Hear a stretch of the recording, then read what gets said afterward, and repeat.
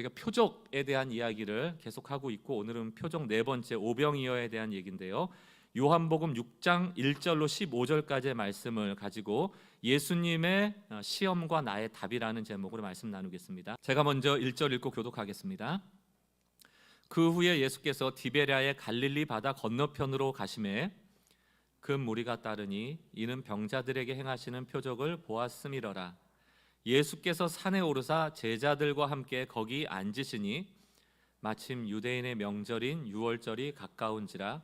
예수께서 눈을 들어 큰 무리가 자기에게로 오는 것을 보시고 빌립에게 이르시되 우리가 어디서 떡을 사서 이 사람들을 먹이겠느냐 하시니 이렇게 말씀하심은 친히 어떻게 하실지를 아시고 빌립을 시험하고자 하심이라. 빌립이 대답하되 각 사람으로 조금씩 받게 할지라도 200데나리온의 떡이 부족하리이다. 제자 중 하나 곧 시몬 베드로의 형제 안드레가 예수께 여짜오되 여기 한 아이가 있어 보리떡 5개와 물고기 2마리를 가지고 있나이다. 그러나 이것이 이 많은 사람에게 얼마나 되겠사옵나이까? 예수께서 이르시되 사람들이 앉으니 수가 5,000명쯤 되더라. 예수께서 떡을 가져 축사하신 후에 앉아있는 자들에게 나눠주시고 물고기도 그렇게 그들의 원대로 주시니라. 그들이 배부른 후에 예수께서 제자들에게 이르시되 남은 조각을 거두고 버리는 것이 없게 하라 하심으로 이에 거두니 보리떡 5개로 먹고 남은 조각이 12바구니에 찼더라. 그 사람들이 예수께서 행하신 이 표적을 보고 말하되 이는 참으로 세상이 오실 그 선지자라 하더라. 함께 읽습니다. 그러므로 예수께서 그들이 와서 자기를 억지로 붙들어 임금으로 삼으려는 줄 아시고 다시 혼자 산으로 떠나가시니라. 아멘. 사람들은 누구나 할 거 없이 각자 다 자기의 생각의 틀이 있습니다. 그걸 뭐 세계관이라고도 하고 가치관이라고도 하는데 프레임이라는 게 있죠. 이 틀이라는 영어 단어가 프레임 아닙니까? 이 프레임이라는 것이 바로 세상을 바라보는 마음의 창문 같은 거예요. 예를 들면 우리가 건물 안에 있고 밖에 하늘이나 구름을 쳐다볼 때 건물 안에 난 창을 가지고 보지 않습니까? 바라보는 하늘은 분명히 하늘은 맞아요. 그러나 하늘의 전부는 아닙니다. 구름은 맞지만 구름의 전부도 아니에요. 우리는 하늘의 일부, 구름의 일부를 보게 되죠. 또 다른 곳 방향에서 더 큰 창으로 혹은 높은 곳에서 하늘을 바라보면 이전에 보았던 창에서 보았던 하늘과 구름과 전혀 다르죠. 결국 프레임이라는 것은 세상을 보는 마음의 창, 또 마음의 눈이라고 할 수 있는데 똑같은 문제나 똑같은 상황에 놓여 있을지라도 이 프레임이 어떤가에 따라서 다른 결정을 하고 다른 판단을 하고 다른 결과가 나옵니다. 서울대 최인철 교수가 쓴 프레임이라는 책을 언젠가 제가 설교에서 인용했던 적이 있는데 그 책을 보면 이런 자기 가치관이나 세계관의 프레임은 2가지 종류가 있다는 거예요. 하나는 상위 프레임이고 하나는 하위 프레임이라는 겁니다. 이 책에서는 이런 예를 들어요. 예를 들어서 어떤 건축을 건축하는데 벽돌공이 있습니다. 벽돌을 쌓는. 근데 한 벽돌공은 벽돌을 쌓으면서 나는 그저 벽돌을 쌓고 있어 라고 생각한다는 거. 이게 하위 프레임이라는 겁니다. 그러나 또 다른 벽돌공은 벽돌을 쌓으면서 이렇게 말한다는 거예요. 나는 지금 아름다운 성전을 짓고 있어. 이게 상위 프레임이에요. 어떤 사람은 내 앞에 놓인 벽돌만 바라봅니다. 아, 벽돌이 있고 벽돌을 쌓고 있고 나는 벽돌공이야. 이게 하위 프레임이고요. 비록 나는 벽돌을 쌓고 있지만 이 벽돌이 다 쌓여진 이후에 이것은 아름다운 성전이 될 거라고 이 벽돌의 그 다음 이면을 보는 게 바로 상위 프레임이라는 겁니다. 지금 저희가 표적을 보고 있어요. 이 하위 프레임과 상위 프레임의 맥락에서 우리가 보자면 예수님이 일으키신 신비한 기적만을 쫓아가는 사람들이 바로 하위 프레임이고요. 예수님이 말하는 이 기적을 통하여 진짜로 말하고자 하는 메시지, 그 표적을 바라보는 것이 상위 프레임이라고 할 수 있습니다. 우리도 마찬가지예요. 이 땅의 문제만 바라보는 분이 있어요. 내 눈앞만 바라보는 분이 있습니다. 그러나 반대로 상위 프레임의 사람들은 믿음의 눈을 가져요. 현실의 문제의 차원과 다른 그 믿음의 차원에서 내 문제를 바라보는 그런 상위 프레임을 갖고 있는 분들도 계십니다. 오늘 표적을 통하여서 예수님은 우리를 다 예수의 제자로 훈련시키길 원하시고 그 훈련의 핵심에는 하위 프레임, 좁게 보는 작은 창을 넓혀주시는 겁니다. 믿음의 프레임으로. 더 중요한 게 있거든요. 근데 창이 작다 보니까 그 창으로만 바라보는 문제들, 근데 여러분 그 문을 조금만 넓히면 그 옆에 예수님이 서 계세요. 이것까지를 보기 원하시는 거예요. 창을 좀 더 넓혀라. 그 옆까지 보면 새로운 게 있는데 그 새로운 걸 보도록 하길 원하시는 겁니다. 오늘 네 번째 표적은 여러분 잘 아시는 오병이어입니다. 오병, 5개의 떡과 이어 2마리의 생선을 가지고 수많은 사람들을 먹였다라는 기적의 사건이죠. 그러나 먹을 것을 주셨다, 배고픈 사람을 배부르게 하셨다라는 기적에만 머물면 하위 프레임의 사람이고요.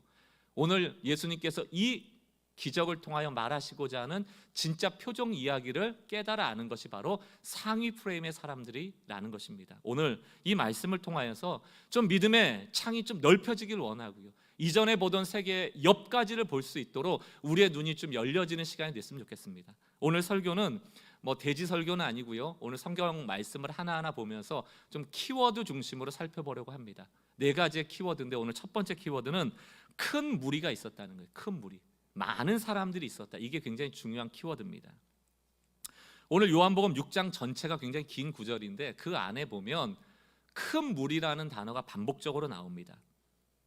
지금 요한복음에는 이 배경, 이 오병이어의 배경이 요약 나오지 않는데 사복음서를 보면 이 오병이어 앞의 사건들을 말씀해주고 있습니다. 특별히 마가복음 같은 경우를 보면 이 오병이어 사건 전에 예수님뿐만이 아니고 예수님의 제자들이 예수님을 대신해서 전도를 나갔을 때 예수님이 주신 권능으로 말미암아 병도 고치고 귀신도 쫓는 기적을 행했습니다. 제자들조차. 다시 말해서 예수님뿐만이 아니고 예수님의 제자도 굉장히 성공적인 사역을 했을 때라는 얘기예요. 사람들이 다 주목하고 사람들이 다 지금 따라다녔던 그런 때다. 요한복음 6장 1절을 보세요. 그 후에 이게 무슨 얘기인가 하면 그렇게 성공적인 사역, 다시 말하면 기적과 같은 일들을 많이 펼치신 후에 예수께서 디베라 갈릴리 바다 건너편으로 가심에 2절 큰 무리가 따르니 사람들이 막 몰려오는 거예요. 예수님도 예수님의 제자도 유명해진 겁니다. 그런데 왜 그 큰 무리가 따르는지 이유가 나오죠. 이는 병자들에게 행하시는 표적을 보았습니다. 예수님 입장에서는 표적을 나타내신 것인데 사람들 입장에서는 기적 같은 거죠. 기적을 본 거예요. 예수님만 따라다니면 아픈 사람들이 다 낫는데 그 마음으로 쫓아다니는 겁니다. 겉으로 봤을 때는 예수님을 따라다녀요. 그러나 따라다닌다고 해서 예수를 따르는 것은 아니거든요. 그저 이들은 겉으로는 따라다니지만 그 속으로는 어떤 생각을 하는 겁니까? 예수님이 나의 봉이다. 예수님만 잡으면 내 인생 펴는 거야. 예수님이 베풀어 주실 혜택만을 바라고 지금 쫓아다니는 겁니다. 예수님은 그 큰 무리가 예수님을 오해하고 있는 것이기 때문에 그 자리를 자꾸 피해 다니세요. 예수님이 이 땅에서 우리 잘 먹고 잘 살게 하시려고 성육신 하신 게 아니거든요. 병 고치러 오신 것도 아니고 귀신만 쫓아내려고 온 것도 아니고 밥만 먹여주려고 온 것도 아니거든요. 이 무리들은 그러나 그런 것들을 보고 쫓아오기 때문에 예수님은 더 이상 오해를 주기 싫기 때문에 피하시는 거예요. 요한복음 6장 3절 예수께서 산에 오르사, 이 얘기는 도망가셨다는 얘기입니다. 산으로 제자들과 함께 거기에 앉으시니. 사랑하는 성도 여러분, 예수님이 우리가 신앙생활 할 때도 피하실 때가 있어요. 나를 기도하는데 기도를 응답 안 하실 때가 있습니다. 더디하실 때가 있어요. 왜 그럴까요? 여러 가지 이유가 있겠지만 내가 하나님을 오해한 채로 오해하고 있는 하나님께 기도할 때 그것은 응답되지 않습니다. 왜? 응답되면 그 응답을 근거로 그 오해를 확증하기 때문이에요. 내가 하나님을 잘못 알고 있는데 잘못 알고 있는 하나님께 기도했더니 응답이 됐다? 그럼 여러분 잘못된 하나님을 여러분 계속 강화시키는 것이거든요. 그러므로 하나님이 응답하시지 않고 피하신다. 그러므로 우리가 기도 응답이 잘 안 될 때는 더 열심히 기도하는 것도 중요하지만 내 신앙의 동기를 살펴보셔야 돼요. 나는 왜 예수를 찾고 있는가? 나는 왜 예수님께 기도하고 있는가? 뭘 원하는 거지? 내가 혹시 큰 무리는 아닌가? 나는 하나님을 원하고 있는가? 아니면 하나님이 주실 혜택을 원하고 있는가? 이런 것들을 점검하라는 뜻으로 받아들이셔야 되는 것입니다. 그러나 우리도 그렇듯이 큰 무리도 아무리 예수님이 도망가도 포기하질 않아요. 왜? 봉인데 손쉽게 놔주겠습니까? 계속 쫓아다녀요. 이 쫓아다니는 그 무리들을 향하여 예수님이 요한복음 6장 5절에서 한 가지 키워드로 예수님의 마음을 설명하고 있는데 그 두 번째 키워드가 뭐냐면 눈을 들어라는 키워드예요. 눈을 들어. 피하셨는데 또 쫓아오는 그 무리들을 향하여 눈을 드셨다, 이렇게 표현되어 있습니다. 눈을 들어. 오늘 요한복음 6장 5절 상반절을 보세요. 예수께서 눈을 들어 큰 무리가 자기에게로 다시 오시는 것을 보시고, 도망갔는데 또 다시 찾아온 것 아닙니까? 여러분 한번 생각을 해보세요. 지금 오해하고 있는 큰 무리들을 피해서 도망가셨는데 그 오해하고 있는 무리들이 또 쫓아옵니다. 그렇다면 예수님의 마음이 어떨까? 한번 상상해 보십시오. 저 같으면 싫었을 것 같아요. 근데 예수님은 오늘 눈을 들어 그들을 보셨다, 이렇게 표현하고 있습니다. 이 눈을 든다는 게 무슨 표현일까? 오늘 요한복음에서는 눈을 들어라고 하고 있지만 다른 사복음서, 특별히 마가복음에 보면 이 눈을 들어라는 뜻을 해석해주고 있는데 그 뜻이 무엇인가 하면 목자 없는 양 같음으로 인하여 불쌍히 여기셨다, 그 얘기. 그러니까 여러분, 이 사람들이 지금 쫓아오고 있는데 아이고 아파서 얼마나 힘들까, 이 귀신 들려서 얼마나 힘들까, 배고파서 얼마나 힘들까, 이래서 불쌍히 여긴 게 아니고요, 진짜 중요한 것을 보지 못하고 그저 그 혜택 받으려고 쫓아다니는 그게 너무 안쓰러운 거예요. 정말 하나님을 알아야 되는데, 내가 십자가에 달려 죽고 부활해서 너에게 영생 주는 구원자인 걸 알아야 되는데 너희는 그저 이 땅의 필요를 위하여 나를 쫓아다니는구나. 정말 안쓰럽다, 이런 마음인 겁니다. 그런데 감사한 게 뭐냐, 저 같으면 저를 오해하는 사람은 안 만나고 싶을 것 같아요. 그런데 예수님께서는 그 오해하고 있는 사람들, 도망가도 그 혜택을 얻겠다라고 오는 사람들을 맞아주세요. 오늘 누가복음 9장 11절을 보니까 무리가 알고 따라왔거늘, 도망갔는데 또 어떻게 알고 따라왔어요? 예수께서 그들을 어떻게 하셨다? 영접하신다. 영접이라는 뜻이 뭡니까? 흔쾌히 안아주신다는 의미예요. 또다시 품어주신다는 뜻이에요. 오해하고 무지하고 그저 나를 통해서 뭐 하나 빼먹을 생각을 가지고 쫓아오는 그 사람들을 품어주신다는 얘기예요.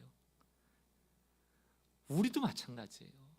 우리도 오늘 예배하고 있지만 다 각자 다른 마음을 가지고 오해하고 있는 하나님을 붙잡고 계신 분은 왜 없겠습니까? 그럼에도 불구하고 오늘 이 자리에 나오는 우리를 영접하시는 하나님, 이게 복음입니다. 제가 종종 요즘 묵상하고 있는 글귀가 있습니다. 여러분도 아마 한두 번은 들어보셨을 거예요. 우리는 하나님을 간절히 원하기는 하지만 사랑하지는 않는다. 하나님은 우리가 주님 사랑하길 원하시는데 우리는 주님을 사랑하지 않으면서 사랑하는 척하는 거예요. 왜? 사랑하지 않는 거 걸리면 내가 원하는 거 안 주시니까. 그러니까 옆에 붙어가지고 사랑하는 척만 하고 있지만 사실은 사랑하지 않아요. 그리고 그러나 하나님을 원해요. 왜? 그분이 전능자니까 그분 옆에 붙었어야지 떡고물이 나올 거 아닙니까? 그런 마음으로 우리가 신앙생활할 때가 많습니다. 그러나 오늘 예수님은 우리의 마음과 정반대예요. 예수님의 마음을 요약하면 이런 겁니다. 예수님은 나를 오해하고 있는 큰 무리를 원하지 않아요. 안 왔으면 좋겠어요. 피하고 싶습니다. 그러나 그들을 사랑하세요. 놀랍죠? 이게 복음입니다.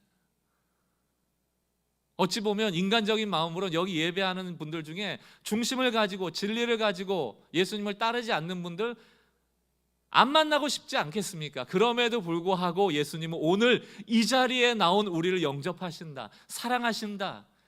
이게 성경 안에 적혀있는 복음의 내용입니다. 이사야 49장 15절을 보십시오. 여인이 어찌 그 젖먹는 자식을 잊겠으며 자기 태에서 난 아들을 긍휼히 여기지 않겠느냐. 그러나 그들은 혹시 잊을지라도.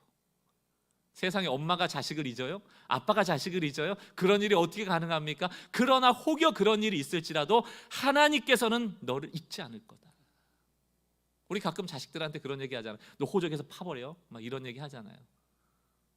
하나님은 절대로 호적에서 파지 않는다. 너의 이름을 내 손바닥에 새겼다라고 얘기하잖아요. 시편 27편 10절 말씀은 같이 한번 읽겠습니다. 시작. 내 부모는 나를 버렸으나 여호와는 나를 흔쾌히 안아주시리라.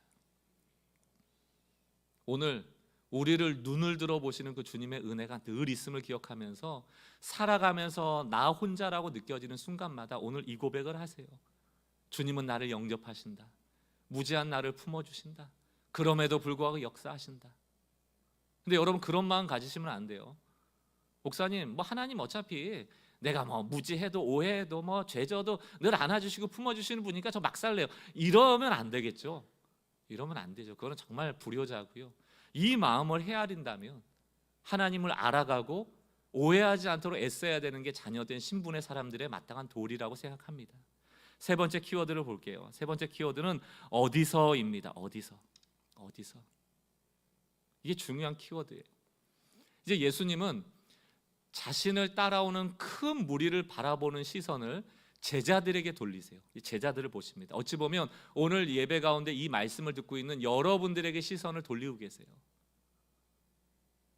큰 무리들만 예수님을 오해한 것이 아니고 그 옆에 가깝게 동행했던 제자들조차도 예수님을 오해했고, 오늘 예배드리는 우리 가운데도 예수님을 오해하시는 분들이 많습니다. 예수님은 그들을 내버려 두지 않고 제자 훈련, 다시 말하면 예수님의 진리, 진실을 알려주는데 애를 쓰시죠.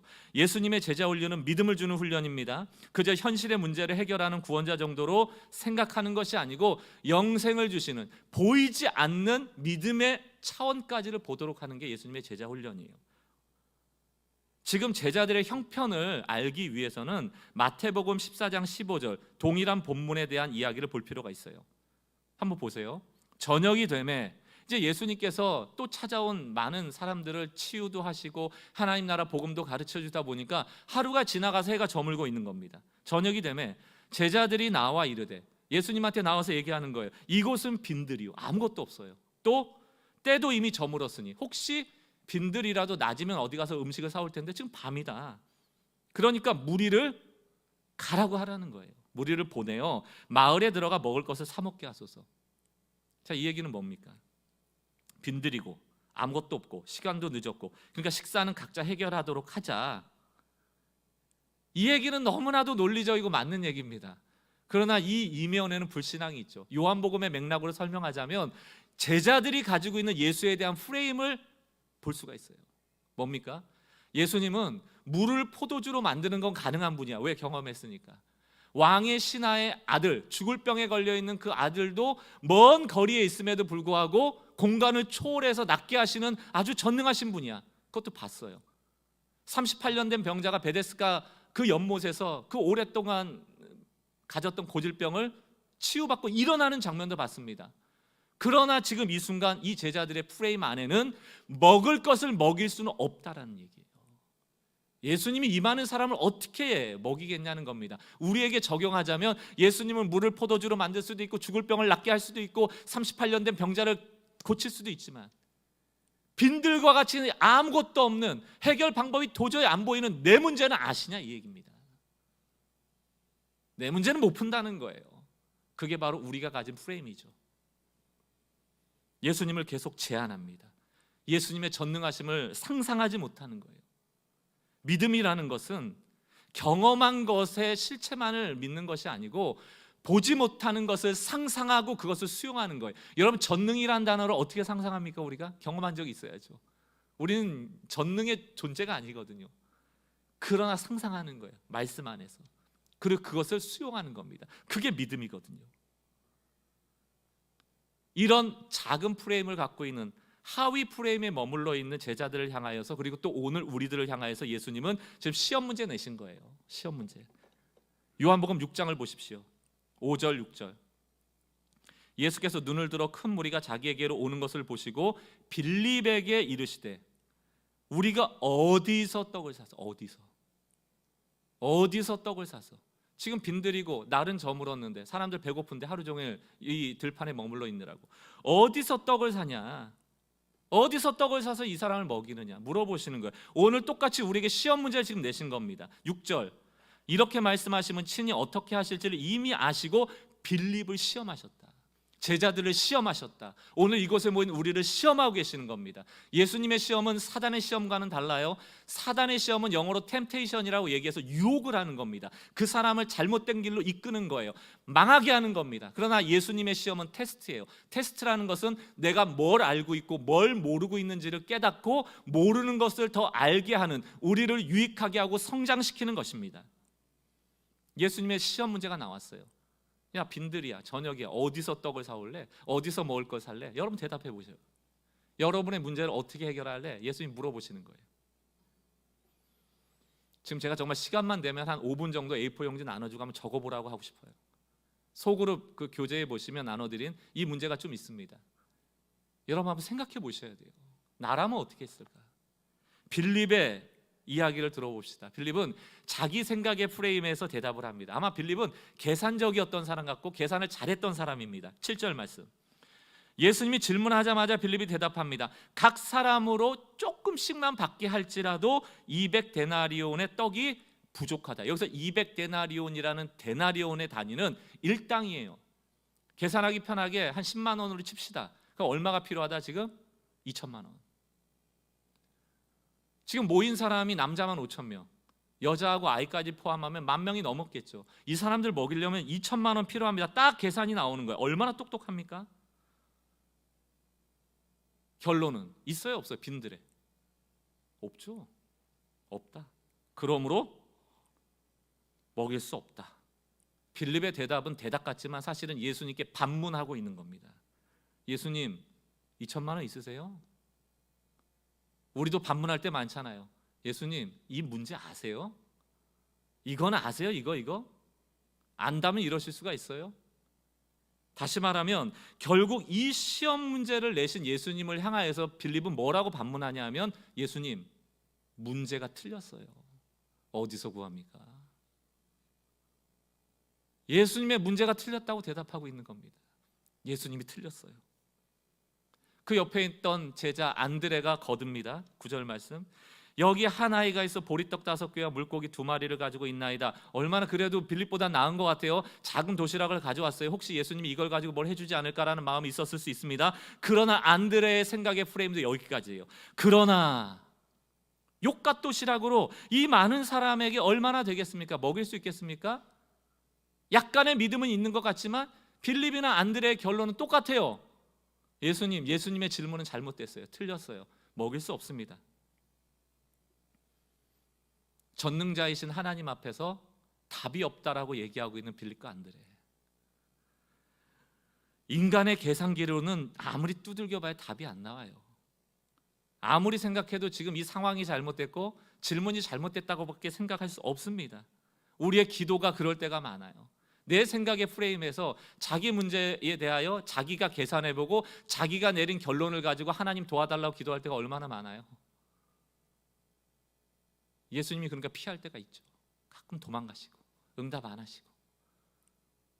나의 신앙을 돌아봐야 됩니다. 내 계산기 가지고는 안 되고요. 성경은 자꾸 그 계산기 버리고 당신의 계산법 밖으로 자꾸 나오라는 것 아닙니까?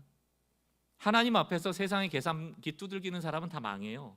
믿음에 만든 말은 현실적이 되는 거고 현실적이 되었다는 구체적인 행동이 바로 계산하는 겁니다. 하나님 앞에 두고 계산기 두들기는 거예요. 전능자를 앞에 두고 본인의 방법을 생각해 보는 거예요. 요만한 프레임 안에서 보이는 것을 전부의 세상이라고 생각하는 것입니다. 교회 안에도 얼마나 이런 분들이 많은지 모르고 이런 분들이 많아서 교회 안에 어려움을 당할 때가 많습니다. 저희 교회 얘기는 아니고요. 얼마나 똑똑한 분도 많고 계산을 잘하는 분도 많고 합리적인 분도 많고 논리적인 분도 많고 말을 잘하는 분도 많고 따지는 분들도 많고 따질 때 근거 없이 따지는 분이 어디 있습니까? 그러나 이 교회 안에 빌립과 안드레만 많다면 아마 그 안에 믿음은 없을 겁니다. 그 논리와 그 현실과 그 합리성과 그 사실과 객관적인 것들이 때로는 믿음의 차원을 보지 못하도록 하는 장애물이 된다는 거예요. 출애굽 후에 가나안 땅으로 인도받을 때 손쉽게 가나안 땅 들어갈 수 있었거든요. 홍해바다 바르고 바로 가나안 땅 갈 수 있었지만 하나님이 12명의 정탐꾼을 뽑아서 가나안 땅 다녀오라고 할 때 그 12명의 정탐꾼들은 자기의 프레임을 가지고 그 가나안 땅을 바라봤어요. 가서 보니까 키가 보여요. 거인 족속이 나시린이 거기 사는데 키를 재보니까 엄청나게 큰 거예요. 그리고 자신의 키를 재보니까 엄청나게 작은 거예요. 우리는 그들의 밥이라 메뚜기 같다. 너무 작아 보이는 거예요. 계산을 했지만 그 계산의 결과는 뭡니까? 그러므로 가나안에 가지 말자. 가나안에 가지 말자. 여러분 그 좁은 창을 조금만 열어보면 그 거인 옆에 서 계신 하나님이 보이거든요. 가나안 땅 하나님이 약속으로 주셨으니까. 근데 우리는 그 문을 못 여는 거예요. 고만한 프레임에 갇혀 사는 게 더 편한 거예요. 그러니까 거인만 보이고 거인의 키와 나의 키를 재보니까 우리는 메뚜기 같은 거죠. 콱 밟으면 죽어버려요. 그리고 하나님이 우리를 잘못 인도했다라는 결론을 가지고 애굽으로 돌아가자는 것 아닙니까? 애굽이 더 나았다는 것 아닙니까? 가장 좋은 결론을 내린 것 같은 그 현실에 근거한 판단이 오히려 믿음의 반대편에 서도록 하더라는 겁니다. 결국 그 불신의 사람들은 단 한 사람도 가나안 땅에 들어가지 못합니다. 누구만 제외하고. 믿음의 프레임을 가지고 거인족 옆에 계시는 하나님을 봤던 여호수아와 갈렙, 그 두 명만 가나안 땅에 들어가죠. 하나님의 약속을 믿은 자만이 약속의 땅을 가지게 된다는 겁니다. 믿음의 눈을 뜬 자만이 하나님을 보게 된다는 겁니다. 제가 6년 전에 개척을 하고 그때 그 개척교회의 정신을 가지고 종종 성도들과 함께 나눴던 믿음의 수학 공식이 있어요. 이 설교 준비하면서 그게 번뜩 떠오르더라고요. 영어 단어지만 다 아시는 단어니까 어렵진 않을 겁니다. Jesus, 예수만 있으면 내 상황이 nothing, 아무것도 없어도 그 결과는 everything, 모든 것이 된다. 그러나 모든 것을 다 갖고 있는 것 같아요. 세상 사람들이 부러워할 만큼 모든 것이 다 갖춰진 것 같지만 everything에 지저스가 없다면 그 인생은 nothing이에요. 이게 믿음의 공식입니다. 이게 믿음의 공식이에요. 예수로 충분하다. Jesus all, 예수가 전부다. 예수님 바라봐야 돼요.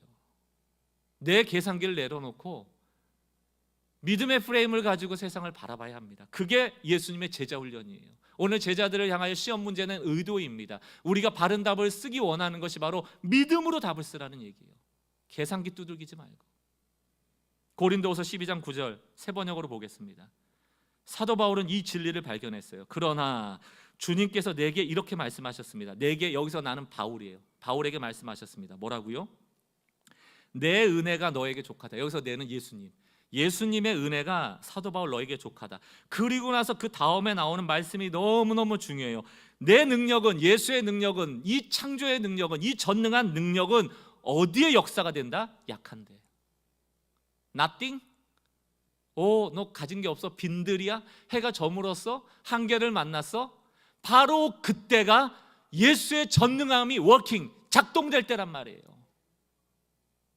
그러나 우린 약한 걸 두려워해요. 우린 빈들을 두려워해요. 안 된다는 거예요. 내 창에 보니까 문제로 가득한 거예요. 어둠으로 가득한 거예요.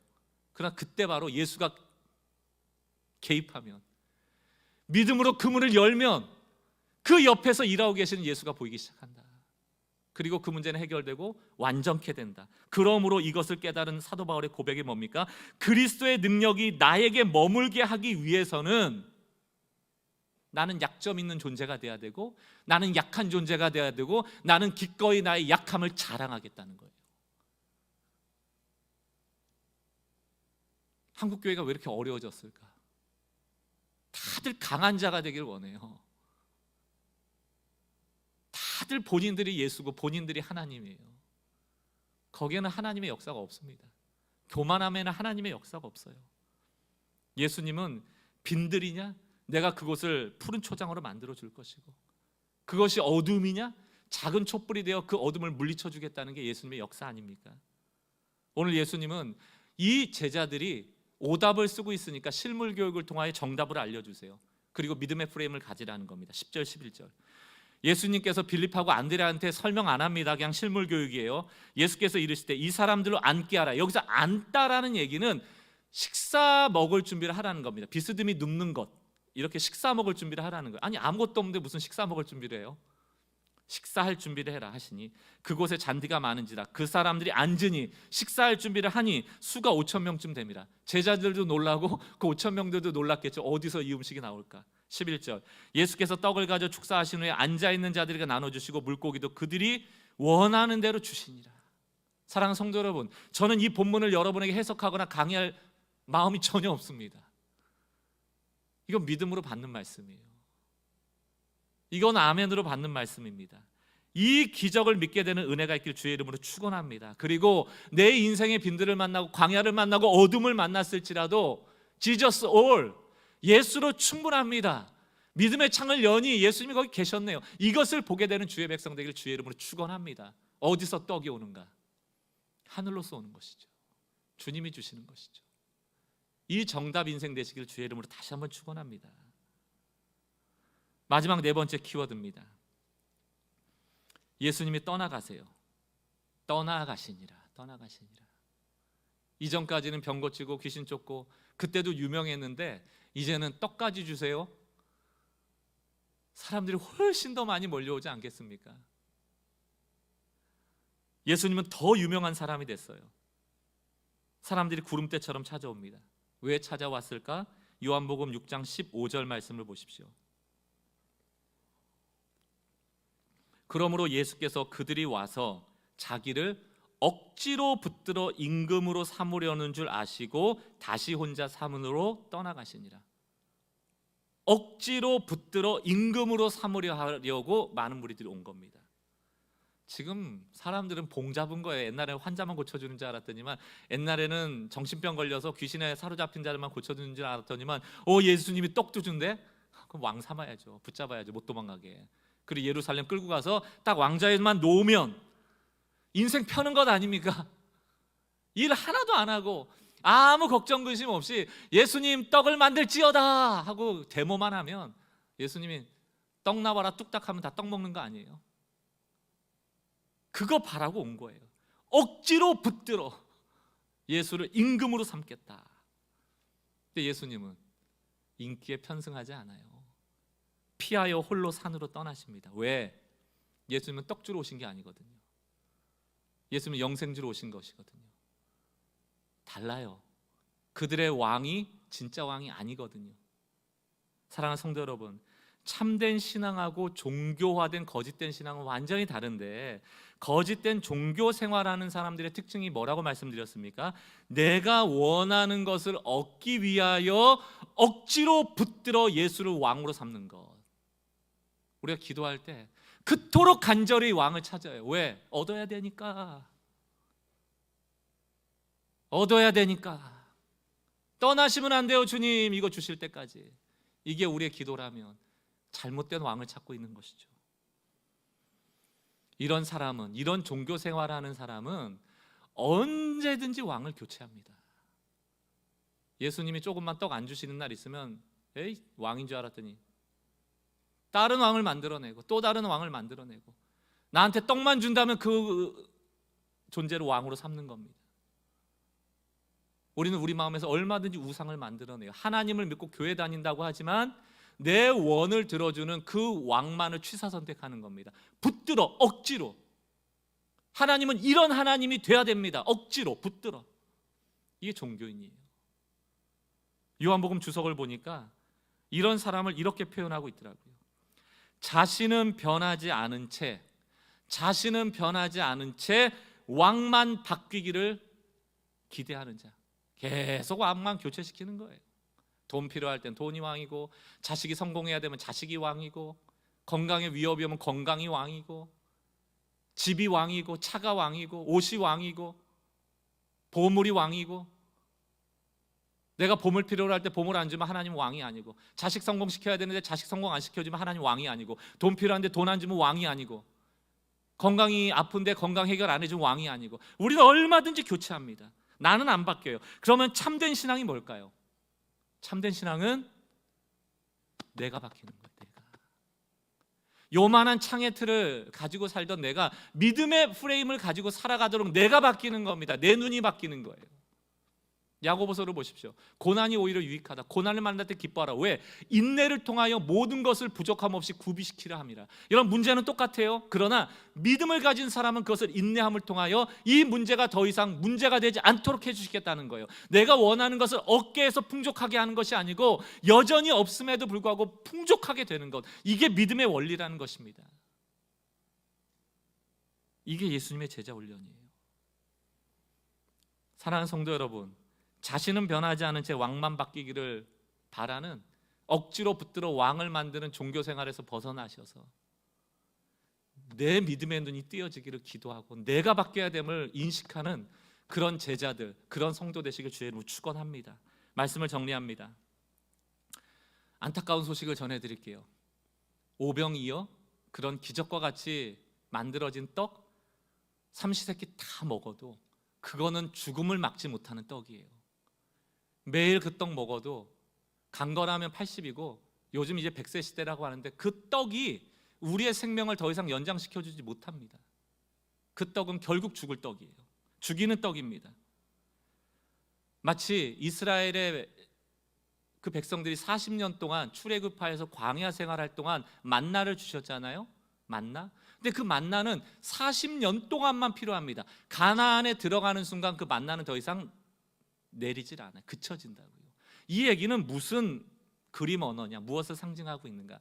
40년의 광야 인생이 바로 우리가 살아가는 이 땅의 유한한 인생이에요.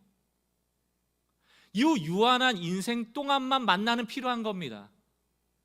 그럼 그 이후에 죽은 다음에 영생할 때는 만나 먹고 영생하나요? 만나 먹고 천국 가나요? 만나 먹고 영적인 가나안인 예루살렘으로 우리가 가나요? 만나로는 불가능하다. 오늘 먹은 오병이어로는 불가능하다. 예수님이 진짜로 하고 싶은 얘기는 무엇인가? 내가 곧 생명을 주는 영생의 떡이란 얘기입니다. 이게 요한복음 6장의 결론이에요. 요한복음 6장 48절, 내가 곧 생명의 떡이니라. 49절, 너희 조상들은 광야에서 만나를 먹었어도 죽었거니와. 이 땅에서 먹는 떡, 오병이어는 결국 다 우리의 죽음을 막지 못하는 떡입니다. 50절, 이는 하늘에서 내려온 떡이니 사람으로 하여금 먹고 죽지 아니하게 하는 것이라. 51절, 나는 하늘에서 내려온 살아있는 떡이니 사람이 이 떡을 먹으면 영생하리라. 만나가 아니에요. 만나는 죽음을 막지 못해요. 가나안에 들어가기 전에 끝나는 거예요. 유한한 것에 목숨 걸지 마라. 너희가 생명의 떡, 예수의 떡, 예수의 살과 피를 먹어야 된다. 이게 십자가를 예표하는 것 아닙니까? 51절 다시 봅니다. 나는 하늘에서 내려온 살아있는 떡이니 사람이 이 떡을 먹으면 영생하리라. 내가 줄 떡은 곧 세상의 생명을 위한 내 살이니라 하시니라. 이 얘기 하시려고 오병이어를 베푸신 거예요. 여러분 인생에 빈들을 만나고 암흑을 만날 때 하나님이 오병이어의 기적을 통하여 이 땅에서도 우리를 보호하시고 살피시는 은혜가 있길 바랍니다. 그러나 여러분의 그것만 보는 작은 창을 가지고 살아가는 것이 아니고, 기적만 바라는 기적 신앙의 프레임에서만 머물러 있는 것이 아니고, 그 창문을 열어 영생하게 하시는 그 예수님이 계심을 볼 수 있는 표적을 따르는 신앙인들 되시길 주의 이름으로 축원합니다. 이제 여러분이 답하셔야 돼요. 여러분 기적만을 바라는 사람입니까? 아니면 영생을 바라며 표적을, 그 메시지를 지금 오늘 깨닫는 사람들입니까? 오늘 이 말씀을 정리하면서 저는 한국의 찬양을 함께 부르기 원하는데, 독일의 나치가 그 히틀러를 중심으로 활동했을 때 독일의 교회는 거의 대부분 나치를 지지했습니다. 히틀러를 지지하고 그 신앙이 우경화되어 있었어요. 그때 본 회퍼라는 사람이 저항하죠. 복음은 그런 게 아니야. 예수님은 이런 분이 아니야. 저항합니다. 그러다가 히틀러의 손에 잡히게 되고 39살의 젊은 나이에 사형이 됩니다. 옥중에서 쓴 글이에요. 아마도 한 겨울이었을 거고요. 새해 1월 달을 맞이하기 전에 자신이 함께하는 교회 공동체에 보낸 편지를 글로 한 찬양이에요. 선한 능력으로라는 찬양입니다. 그 독일어 원본을 보면 이런 표현이 있습니다. 옥중에 있는데, 그 차가운 감방에 죽음을 앞두고 있는데 이런 말을 해요. 나는 지금도 선한 능력에 언제나 둘러싸여 있습니다. 감옥인데, 차가운 시멘트 바닥인데, 하위 프레임으로 보면 지금 고난인데, 예수님 때문에 내가 복음을 지키려다 이렇게 고난당하고 지금 감옥에 들어갔는데 이거 지금 잘못되신 것 아닙니까? 나 꺼내줘야 되는 것 아닙니까가 아니고, 이 차가운 감옥에 있는데 나는 지금 선한 능력에 둘러싸여 있습니다. 그리고 그 선한 능력에 위로받고 있습니다. 도대체 보네퍼는 뭘 보고 있는 걸까요? 우리가 보지 못하는 믿음의 차원이 있다. 이렇게 또 고백합니다. 그 선한 능력으로 나는 늘 보호받고 있고, 나는 믿음으로 앞으로 일어날 일을 기대하고 있습니다. 새해가 되면 이 믿음으로 일어날 일들을 여러분들과 함께 보고 싶습니다. 볼 수 있어요? 아마 보네포는 죽음을 예견하고 있을 겁니다. 그 히틀러가 살려두겠냐고요. 뭘 보고 있는 걸까요, 보네포는? 이 어둠 속에서도 예수의 작은 촛불이 그 어둠을 다 물리치고 하나님이 회복하실 그 새날이 우리에게 반드시 올 것입니다. 이것을 고백하는 거예요.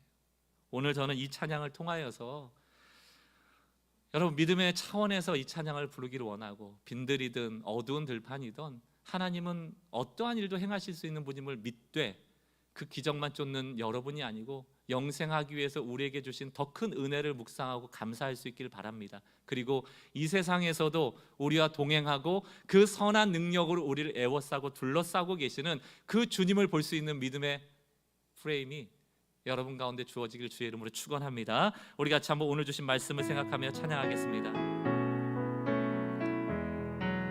주 선한 능력으로, 주 선한 능력으로 안으시네. 그 크신 팔로 날 붙드시네. 절망 속에도 흔들리지 않고 사랑하는 주 얼굴 보아니. 1절 다시 한번요. 주 선한 능력으로 안으시네. 주 선한 능력으로 안으시네. 그 크신 팔로 날 붙들고 계십니다. 그 크신 팔로 날 붙드시네. 우리의 삶에 절망이 올 때도 절망 속에도 흔들리지 않고 주님을 더 바라봅니다.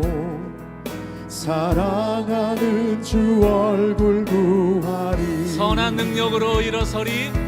선한 능력으로 일어서리. 주만 의지하리. 믿음으로 우리 고대 안에 주 오실 그날 영광의 새날을 맞이하리. 2절입니다. 이전의 괴로움, 이전의 괴로움 날 애워싸고 고난의 길을 걷는다 해도 주님께 맡깁니다. 주님께 모두 맡긴 우리 영혼 인내하며 기대합니다. 끝내 승리의 날을 맞으리. 선한 능력으로 일어서리. 주만 의지하리.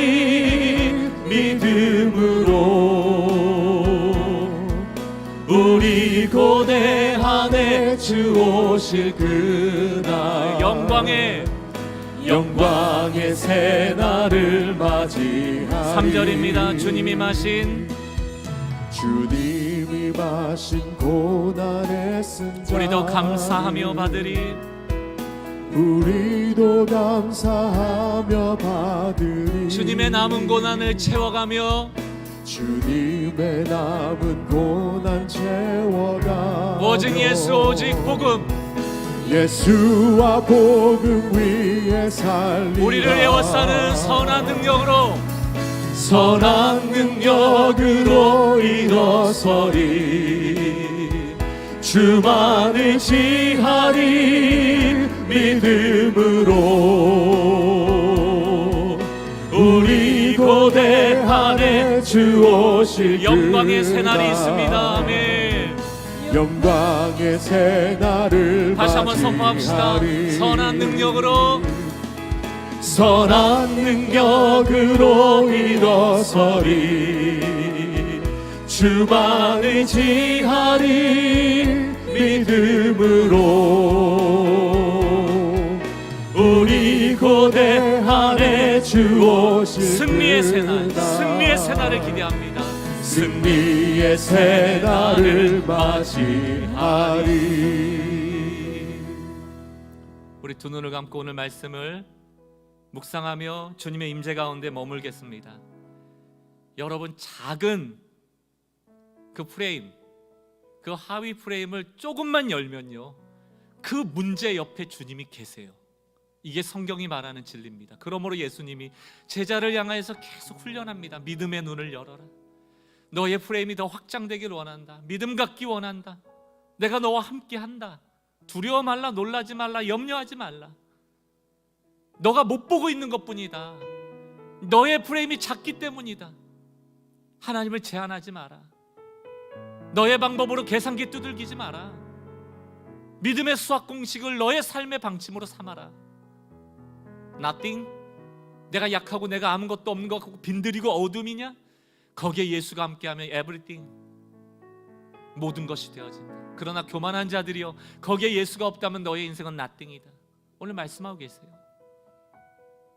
아무도 없는 게 아닙니다. 사방에 우겨쌈을 당할지라도 주님이 하늘문을 열고 우리를 보고 계세요. 선한 능력이 우리를 둘러싸고 있습니다. 보네포 목사님이 그 차가운 옥중에서도 그 선한 능력을 보았던 것처럼 우리의 시야가 믿음의 차원으로 넘어갈 수 있기를 바랍니다. 오늘 주신 말씀 가지고 조용히 묵상하며 또 반응하며 결단하며 기도하는 시간 같습니다.